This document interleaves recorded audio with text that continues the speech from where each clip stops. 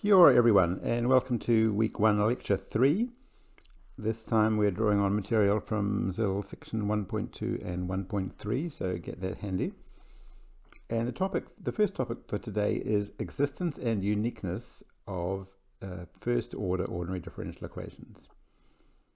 So this is a theoretical result that will guarantee that an initial value problem has a solution and that it's unique. So here is the differential equation problem we're going to be working with. So this is the arbitrary first order differential equation. It might be nonlinear. That f of x and y might be a very complicated function. And we also have an initial value, y of x naught equals y naught. So it's a first order initial value problem. You may not be able to solve it analytically. You could try and solve it numerically on a computer and graph the solution, but you'd still want some kind of assurance that there really was a solution to the differential equation, because not all differential equations have solutions. We want to know, does this differential equation have solutions? Do any of them pass through that starting point, x naught, y naught? And is there only one solution through that starting point? That's what you really want, because this differential equation is probably modeling some physical situation, some situation of interest to you. You really want to have just a unique solution.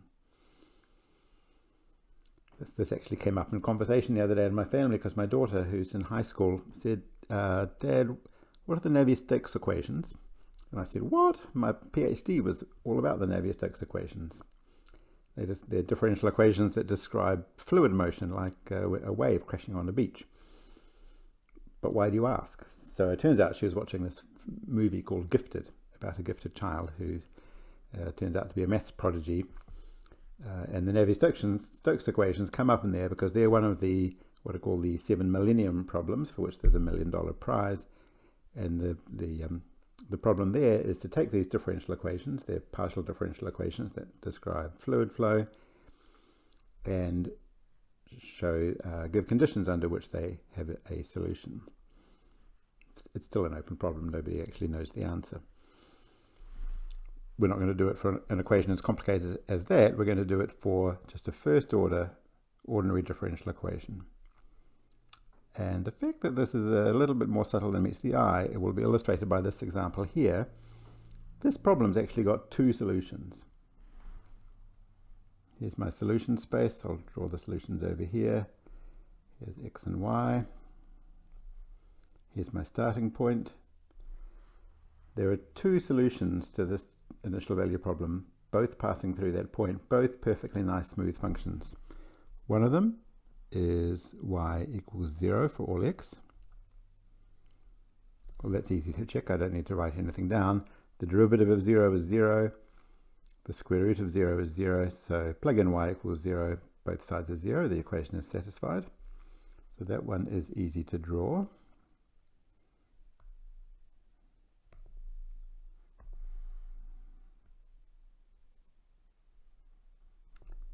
Y equals 0.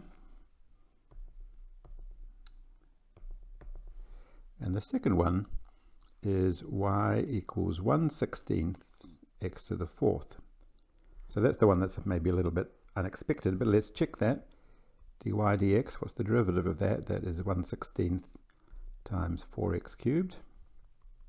That's a quarter x cubed. And x root y is x times the square root of 1/16 x to the 4th. That's x times a quarter x squared. That's a quarter x cubed.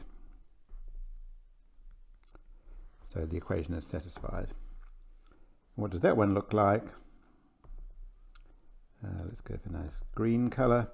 1/16 x to the 4th. Well, x to the power 4 is always positive, and when x is small, it's even flatter than x squared. So it starts out very, very flat indeed, and then it gets very, very big indeed. It's like a parabola, but flatter and steeper and symmetrical. If that's no, that wasn't very symmetrical. Let's try again. Whoop! I'm really having trouble with this very annoying laptop. It's very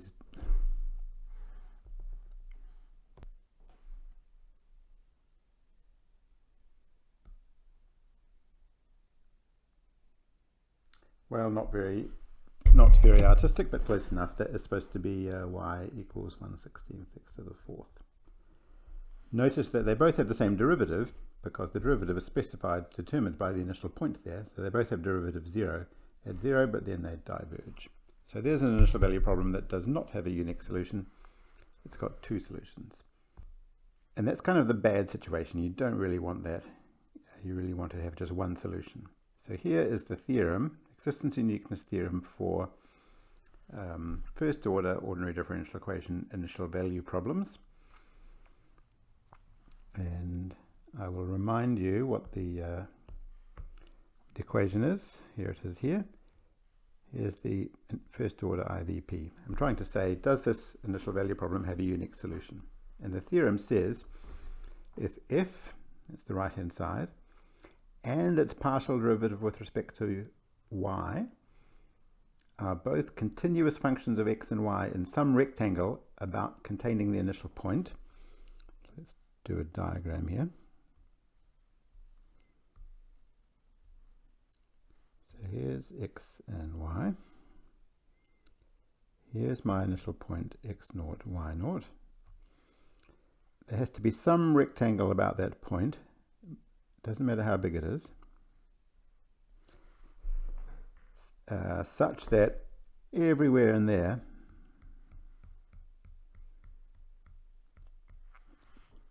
f and its partial derivative with respect to y are both continuous functions of x and y in that rectangle. That's the hypothesis. Then there exists an interval containing x0. So let's draw that. Here is x0. So some interval from x0 minus h, x0 minus a little bit, h is some small number, up to x0 plus h. This is I. And a function y of x defined on I,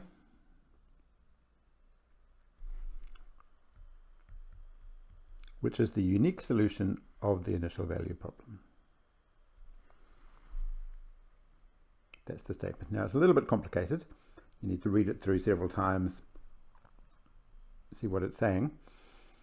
But it says as long as that right hand side of the differential equation is a nice enough function, so not too crazy, then everything will be right and there'll be a unique solution. It doesn't tell you how long that solution will exist. It might not exist for all x. In particular, that red curve there might leave the rectangle, but at least you get a little bit of solution. That's what you get. And if we go back to that previous example where there wasn't a unique solution, well, how is that possible? That has to be because the theorem didn't apply to that situation. So let's check that. In this case, f of x and y is x root y. Here's the starting point. I can't put any rectangle around that starting point that makes even f continuous, because this is not even defined for y less than 0. So the only rectangle I can put would be this one. So that doesn't even contain that doesn't fully contain that starting point. And in fact, df dy is even worse. Df dy is x times a half y to the minus a half. That is x over 2 root y. So that actually blows up as y tends to 0. So this one is even worse. It's not defined for y less than or equal to 0. Therefore, the theorem doesn't apply. Now, if a theorem doesn't apply because the hypotheses aren't satisfied, unfortunately, that doesn't tell you anything. That just tells you that you don't know that the equation has a unique solution. In this case, it turned out it didn't, but you couldn't tell that from the theorem. So checking the hypotheses of the theorem is an important step to seeing if it's going to be able to tell you any useful information. Now, I just want to do an aside here and do an example of a case when the theorem does apply. We saw a case where the theorem didn't apply, and in fact the equation didn't have a unique solution. So I'm going to take dy dx equals y squared with initial value y of 0 equals 10. So y of 0 is 10. And here's x and here's y. So what do we know before solving the differential equation? Well, f of x and y is y squared. So that is continuous for all x and y. And what's partial derivative of f with respect to y? That is 2y. So that is continuous for all x and y. So nothing wrong with the right-hand side of the differential equation at all. So that means the theorem applies. And the rectangle, well, I could take it as big as I like. In fact, I could take the rectangle to be the entire plane if I wanted. So that's not a problem. Can be as large as you want. So there's no problem with a weird right-hand side having a derivative that doesn't exist or something like that. Now it turns out, I'll skip this step, how you find the solution. The theorem does apply. There's guaranteed to be a unique solution. And it turns out the solution is y of x is equal to 1 over 1/10 minus x. So let's graph the solution. It's going to blow up when x equals 1/10. It's got a vertical asymptote at 1/10. And when x tends to minus infinity, it tends to 0.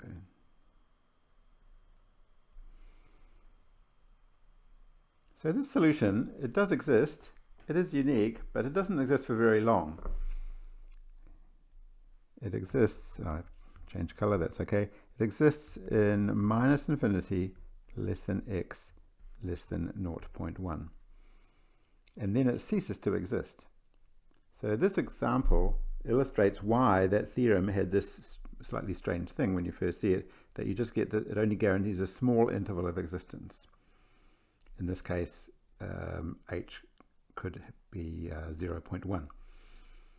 The solution simply doesn't exist because it shoots off to infinity, and there was no sign of that problem in the differential equation.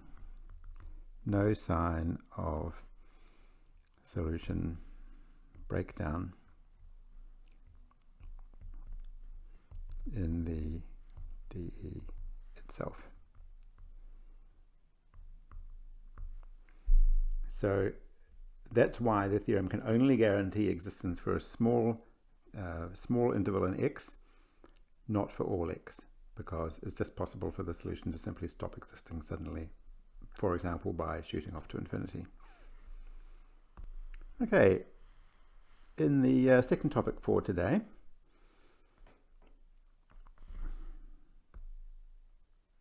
we're going to look at some examples of differential equations and how they model different aspects of reality. Now, we'll get back to this later on. We'll actually do more applications in detail and see what they mean, how to interpret the solutions with respect to reality. But it's a good idea to be able to read a differential equation and see what kind of thing it's describing. Now, often the independent variable will be t, it'll be time, and then a derivative with respect to time is a rate of change. So if x is the position of something, like the position of a car along a track, then dx dt is the rate of change of position, so that's velocity. If v is velocity, then its derivative with respect to time is the rate of change of velocity, that's acceleration. So any kind of situation that you're modeling that's involving comparing rates of change, you'll write them down as differential equations. So let's see some simple examples of that. The first one is population growth. It's a famous population model called the Malthusian equation, or the Malthus model. And that says that the rate of change of population with respect to time, that's how fast the population is increasing, is proportional to the current population. That's basically assuming a constant natural rate of increase. If you introduce a constant for the constant of proportionality, you get dp dt equals kp. This would be some constant. For example, if your population was increasing at 2% a year, then k would be 0.02. We're not going to solve these models, we're just going to see how they relate to reality. That's of course a fairly simple model, and you can add in extra population effects like the carrying capacity of the environment, or if it was a population of fish, you might be catching the fish and that would change the population. You can put on lots of bells and whistles.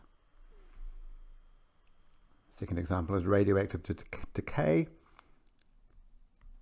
and it's known from nuclear physics that each radioactive atom has a constant chance in any time interval of decaying, and that means that the number of decays is proportional to the amount of radioactive stuff you've got.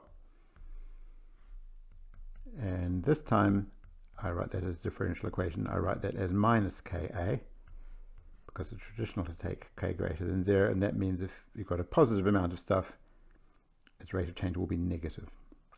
But you notice that's basically the same differential equation.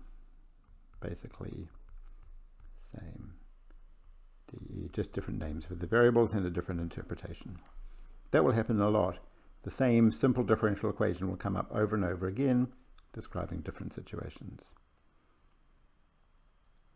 Now the next one is going to be a little bit more complicated. Those two were pretty simple. Now you may or may not have studied a little bit of physics and remember circuits from high school perhaps. Doesn't matter if you either never studied it or have forgotten. It's just the general principle that we're interested in here. So in a circuit, we're just going to do a simple circuit with a single loop. The two key parameters are the voltage and the current. And we're going to look at three circuit elements: a resistor, and an inductor, and a capacitor. So a resistor in a circuit diagram is written like this, and it's labeled by its resistance R. And a little bit of experimentation in the lab by building circuits, you will discover Ohm's law, which is that the voltage is proportional to the current. And the constant of proportionality is the resistance, so we get V equals IR. Ohm's law. That's a resistor. The next circuit element is called an inductor, which looks like this. Again, L is the inductance of the inductor.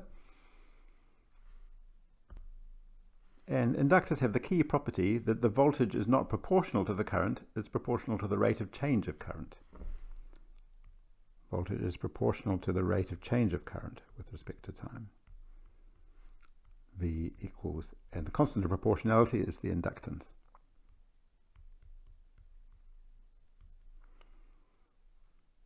The next circuit element is called a capacitor. The capacitance is going to be written C. And this time, the rate of change of the rate of change of voltage is proportional to the current. And that's written the capacitance times dV dt equals I. So again, just through doing simple physics experiments in the lab, which anyone could do if you had a little bit of equipment and a circuit board, you could verify these quite easily. So let's put them all together in the simplest possible circuit that has all three elements. Oh, there is one more thing about circuits that you need to know, which is that the current will be the same across everywhere in this circuit, but the voltage will be different. So let's say the voltage across the capacitance is Vc, the voltage drop across the resistor is Vr, and across the inductor is Vl. You do have to know that V is equal to Vc plus Vr plus Vl. Voltages add in a simple circuit. So if I take that equation and differentiate both sides with respect to time, I get dV dt equals dVc dt plus dVr dt plus dVl dt. So far I don't know what any of those functions are, so I just write the derivatives abstractly like that. And now I see I've forgotten all of my circuit rules, so I better copy them down again from the previous slide. I had V equals IR for a resistor. I had V equals L di dt for an inductor. And I had C dV dt equals I for a capacitor. So this is the applied voltage that'll be generated by a battery, for example. So this might be some known function.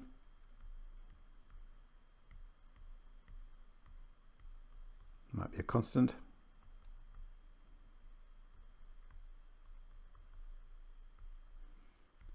dVc dt.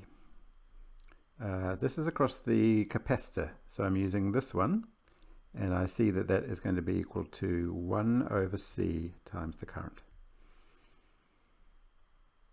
dVr dt. This is for the resistor, so I go to this rule, and it doesn't tell me the derivative of VR, so I have to differentiate both sides of this with respect to t. So I get that that is equal to R times di dt, because the derivative of V is the derivative of I times R, because R is a constant. And across the inductor, dVl dt, I have to go to this one. And again, I have to differentiate both sides with respect to t in order to know what dVl dt is. And I get L, and then I get the second derivative.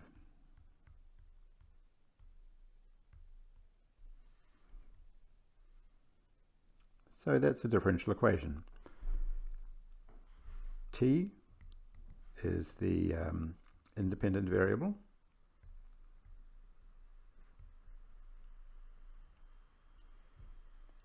I is the dependent variable.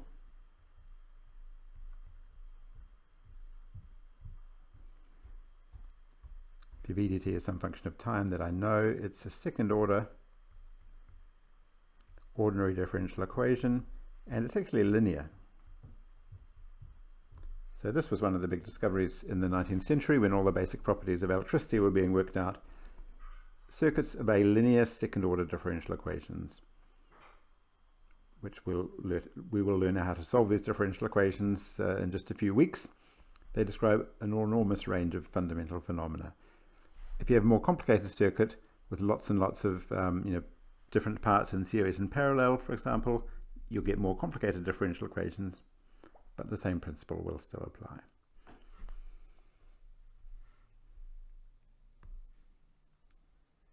Okay, one final example that I would like you to have a go at, motion and Newton's second law.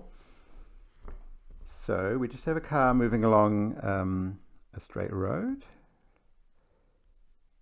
Initially, the car is sitting at, so here's the x-axis. The car is initially sitting at x equals 0. Draw a little old-fashioned car there. And it's going to start moving, and maybe it will go forwards and backwards along the road. And this is x equals 0. At time t equals 0, it stopped, and it's at position x equals 0. It experiences a drag force proportional to its velocity, and an acceleration equal to 100 plus 50t newtons at time t. Use Newton's second law, F equals ma, to formulate an ODE initial value problem for this situation. So again, pause for a sec, I'll give you a chance to pause, write down the answer to this problem.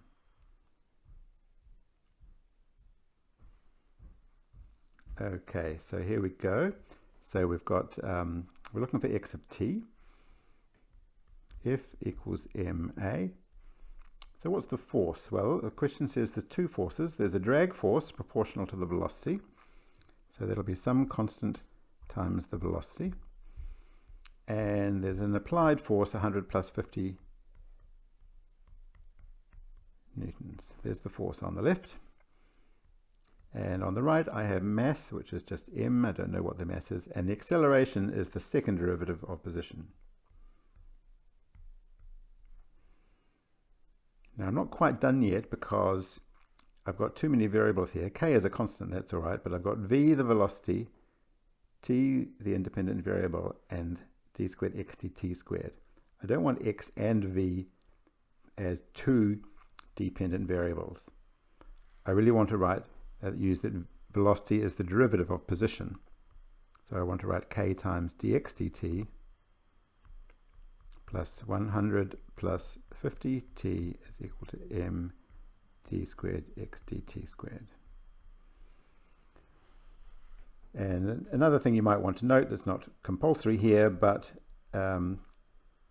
if the car is moving to the right with positive velocity, then the drag force should be negative, because that would be acting to slow it down. So that here, this constant k would have to be negative. So this is a second order linear ODE. Now, it's not an initial value problem yet. I need to take the information I was given and use that to write the initial conditions.